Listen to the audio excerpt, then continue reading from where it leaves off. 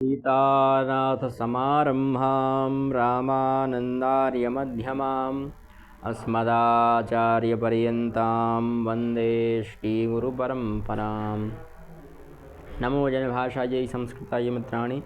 महाकवि शूद्रकुरग्निमित्र की राजधानी विदिशा से मैं तेजेंद्र आचार्य आप सभी का पुनः स्वागत करता हूँ। आज हम एक स्त्री प्रत्यय का अध्ययन कर रहे हैं, है ना। तिन प्रत्यय हमारे लिए लगा है, वो लगा कृदंत में है और कृदंत में ही आता है, पर वास्तविकता में वह स्त्रीलिंग का है। स्त्रीलिंगवाची शब्दों के साथ हमें लगता है। ठीक है, सूत्र है स्त्रियाम कितन, यानी स्त्री लिंग में, स्त्री में कितन प्रत्यय होता है। और कितन में भी का की संज्ञा होकर लोप, ता की ना की संज्ञा होकर लोप। अब देखिए, का की संज्ञा हुई, इससे हमें स्पष्ट हो गया कि यहाँ पर गुण वृद्धि निषेध हो जाएगा, यानी गुण वृद्धि नहीं होगी। ठीक, तीन प्रत्यांत शब्द स्त्रीलिंग वाले होते हैं और इनमें भाववाचक संज्ञा बनती है ना। कोई भाव जो आपके अंदर की इमोशंस हैं वो निकलते हैं। जैसे क्री धातु में तिन प्रत्यय लगाएंगे तो का की संज्ञा, ना की संज्ञा बचाती, सीधा मिलकर बन जाएगा कृति ही, है ना। क्री प्लस ति ही बराबर कृति ही। ठीक है, उसी प्रकार से धृति धातु है, धृति धारण पोषयो पोषणयो, उसमें तिन प्रत्यय लगाएंगे, ती है ना, तो उसमें बन जाएगा धृति, और शुभ आदि विभक्ति लगाने पर धृति ही बन जाएगा।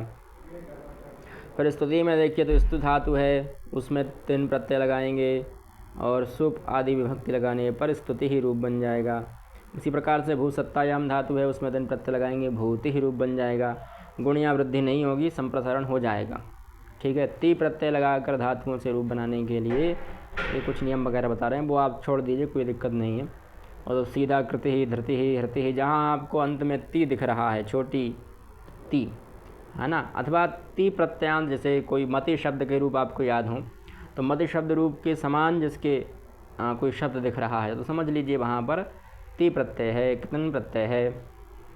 ठीक है, मति के अलावा स्तुति है ना, कृति है, इनके शब्द रूप किसी एक के याद कर लीजिएगा और उससे समतुल्य कोई भी आपको शब्द रूप दिख रहे हैं अथवा केवल ती दिख रही है तो समझ लीजिए यहाँ पर तिन प्रत्यय है। और भी बहुत सारे उदाहरण हैं, कृति, हृति, धृति, चिति, भूति, स्थिति, मिति, गति, मति, यति, रति, नति, उक्ति, सुप्ति, इष्टि, पंक्ति, भुंक्ति, भुक्ति, मुक्ति, गीति, पीति, कीर्ति, पूर्ति, कांति, क्रांति, भ्रांति, शांति, श्रांति। ये सब के अलग अलग कितने प्रकार के शब्द बता दिए यहाँ पर। ये गी धातु, गई धातु है, गाने अर्थ में, उससे गीति रूप बन गया। पा धातु से पीति ही रूप बन गया।